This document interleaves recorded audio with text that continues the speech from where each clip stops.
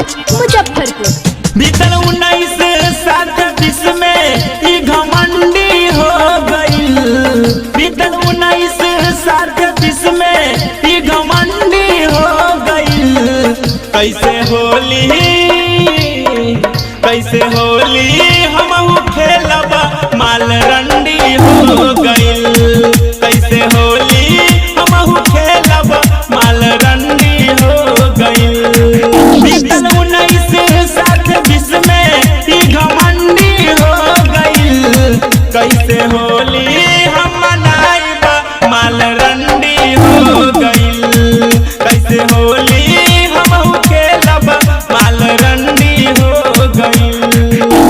प्यारा music project mix by DJ Kanchan Raj Muzaffarpur.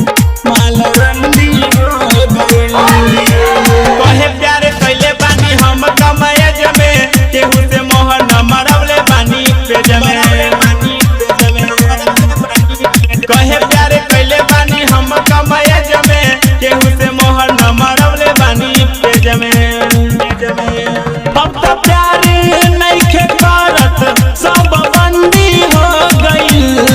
अब तो प्यारे नइखे करत सब बंदी हो गईल। कैसे होली हम मनाइब माल रंडी हो गईल। कैसे होली हमहू खेलब माल रंडी हो गईल। माल रंडी हो गईल। Mix by DJ Kanchan Raj Muzaffarpur. माल रंडी हो गईल। राजस गिरी के सब धन खैलस, चनक पदार से बहिया छोड़लस।